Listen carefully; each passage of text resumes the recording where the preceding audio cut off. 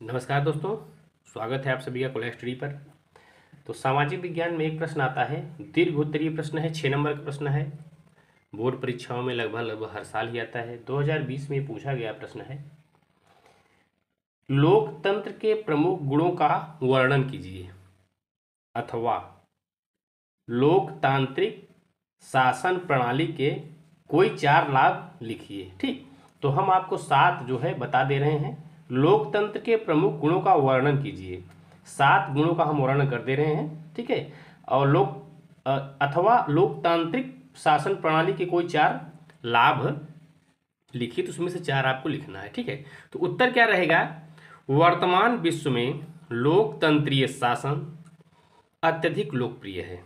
ठीक, J.S. Gill, Mazzini, Lord Bryce जैसे विचारकों ने लोकतंत्र की विचारधारा का प्रबल समर्थन किया है।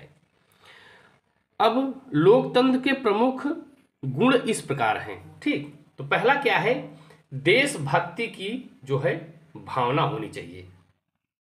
तो हेडिंग आप क्या डालेंगे? देशभक्ति की भावना। ठीक, जब आप देशभक्ति की भावना हेडिंग डाल देंगे तो आपको अपने आप पता चल जाएगा कि आगे क्या लिखना है। यह शासन व्यवस्था लोगों में देशभक्ति की भावना बढ़ाती है। लोग देश को अपना देश समझते हैं और इसके लिए बड़े से बड़ा बलिदान देने को तैयार हो जाते हैं। यह था हमारा पहला। चलिए हम दूसरा देखते हैं। दूसरा क्या है? राष्ट्रीय चरित्र का निर्माण। दूसरा है राष्ट्रीय चरित्र का निर्माण। किसी भी देश की उन्नति तथा अवनति उस देश के लोगों के चरित्र पर निर्भर करती है। लोकतंत्र नागरिकों में राष्ट्रीय चरित्र के गुण पैदा करता है। तीसरा देखिए, तीसरा है प्रगतिशील सरकार। लोकतंत्र प्रगतिशील सरकार है। इसमें राजनीतिक, आर्थिक, सामाजिक तथा सांस्कृतिक सुधार किए जाते हैं। जनता के प्रतिनिधि इस बात का प्रयास करते हैं कि शासन में अधिक से अधिक सुधार किया जाए, जिससे राजनीतिक और सामाजिक बुराइयों को दूर किया जा सके। यह था तीसरा। चलिए नेक्स्ट लेते हैं चौथा। चौथा क्या है? नागरिकों को राजनीतिक शिक्षा। ठीक, ध्यान दीजिएगा, राजनीतिक शिक्षा एक जो है सब्जेक्ट भी हमारा है। जब आप जो है राजनीति शास्त्र हो पढ़ाया जाता है, जब आप बीए में एडमिशन लेंगे इंटर के बाद। तब लोकतंत्र सरकार चुनाव की सरकार है।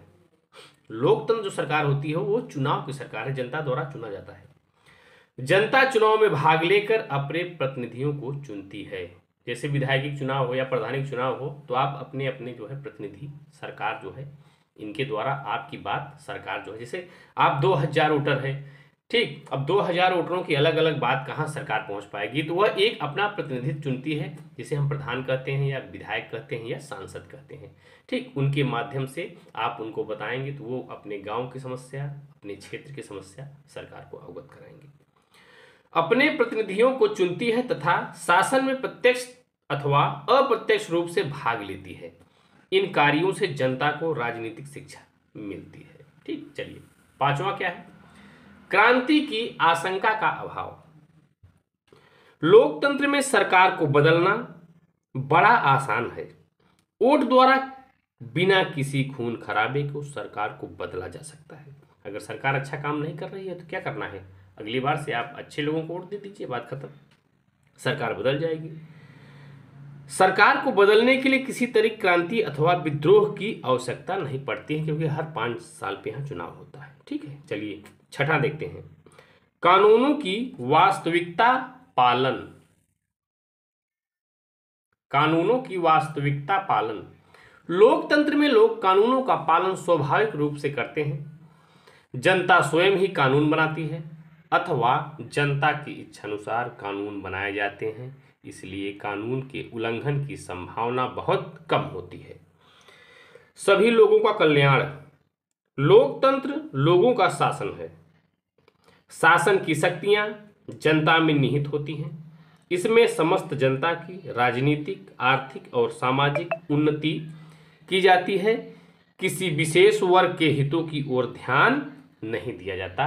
तो ये था हमारा प्रश्न जो आपके बोर्ड परीक्षाओं में, ठीक, आपकी परीक्षाओं में 6 नंबर का प्रश्न आता है, तो वो प्रश्न जो है, जो 6 नंबर का प्रश्न आता है, वो पहला प्रश्न हमारा था लोकतंत्र के प्रमुख गुणों का वर्णन। तो हमने 7 गुण आपको बता दिए हैं। अथवा लोकतांत्रिक शासन प्रणाली के कोई 4 लाभ लिखिए। ठीक, तो ये 6 नंबर का प्रश्न है। अगर वीडियो अच्छी लगी हो तो लाइक करें, कमेंट करें, अपने दोस्तों के साथ शेयर करें। जय हिंद, जय भारत।